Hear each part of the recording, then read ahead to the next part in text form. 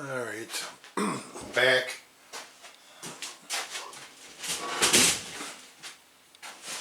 I am back. I just wish I had a pointer. Alright, well, I'll use my pellet pen. Now, I took out the, this is what I'm thinking about the Crosman Fire, this one here, one on the bottom.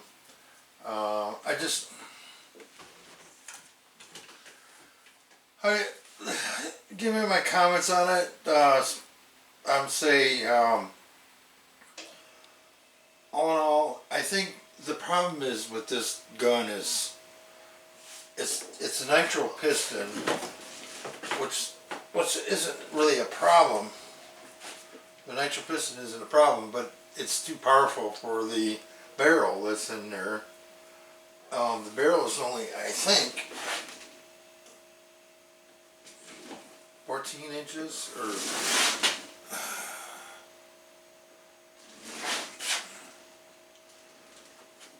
let me get it. My tape measure is always somewhere else. Okay, so right about here,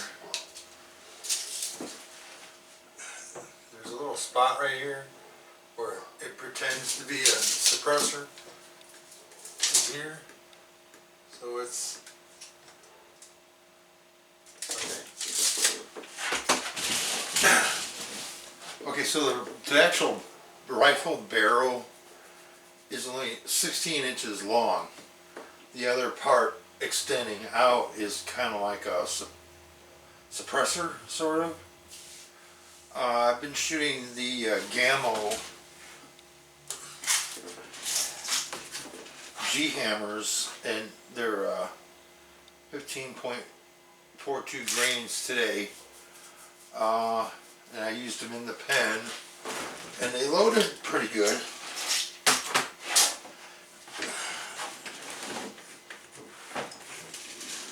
So they loaded pretty good in the barrel after I had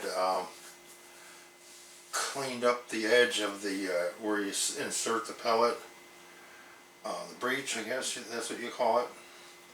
So once I cleaned up the sharp edge, I was able to get the pellets in, and they fit down in there just like a millimeter or two just below the line, or the edge of the barrel. So they fit in there fine now. It is, to me, I have difficulty after a while. First, like if I'm out hunting, I only shoot it like 5 or 6 times. I mean, I'm fine. I'm not normally going out hunting with a gun like this, only because it's only a 17 caliber, and but it shoots really fast. But the thing is, cocking it like this constantly, I have nerve damage in my arm here, and my wrist.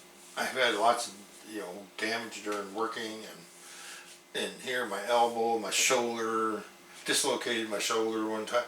My whole arm, my arm has been broken here, and both these bones, here and here, and then I tore ligaments in my wrist. And then my elbow, I got a bone chip in I got nerve damage in my elbow. I dislocated my shoulder when I was younger, and my arm is just losing its strength. My left hand left, but still,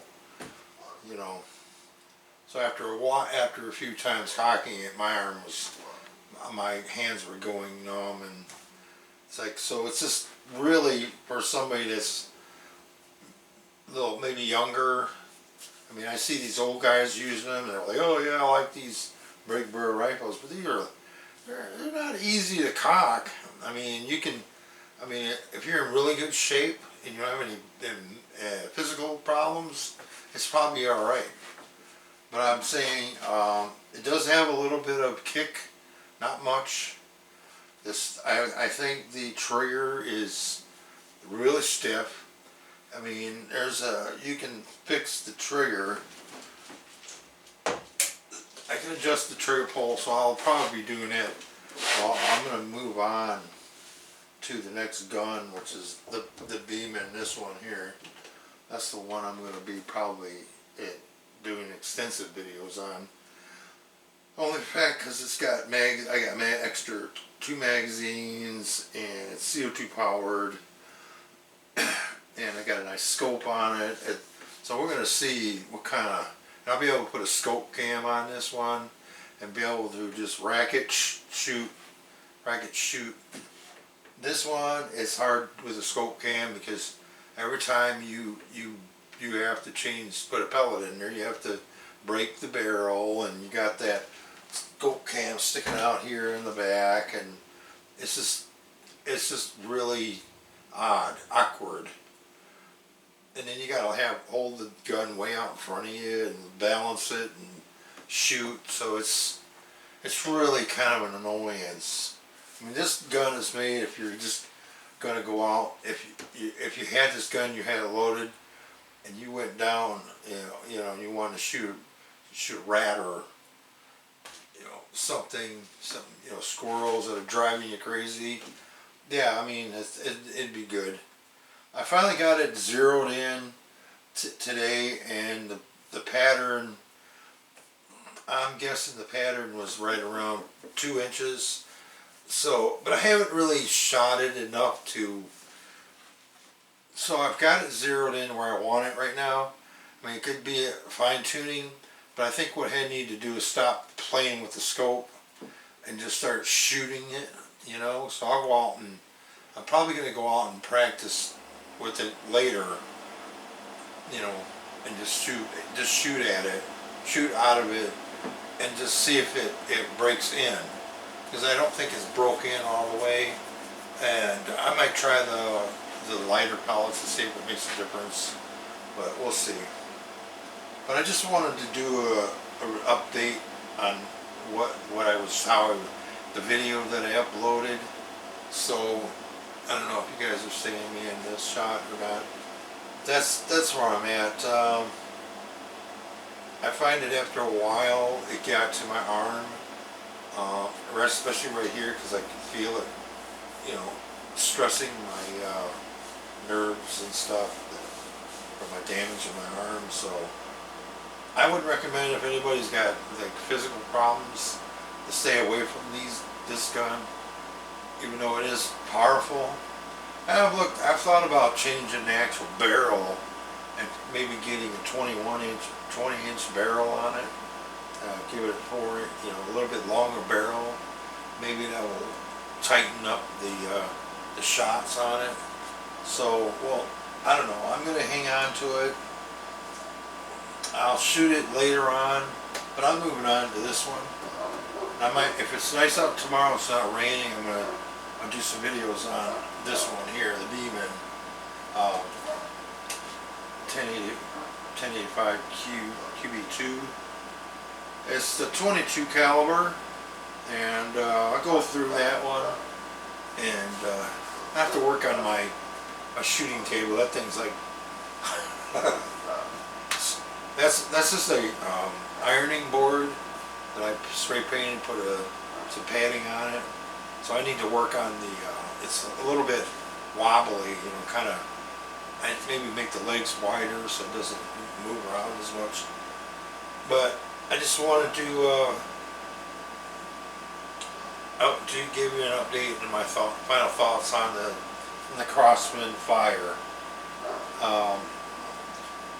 It was more, after I bought it, I saw reviews and some other Crosmans that people were buying for like $80.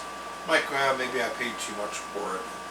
I mean, but I haven't shot it enough. I think I put 40 rounds through it, and it is tightening up. The groups are getting tighter, so it's just a matter of running more pellets through it.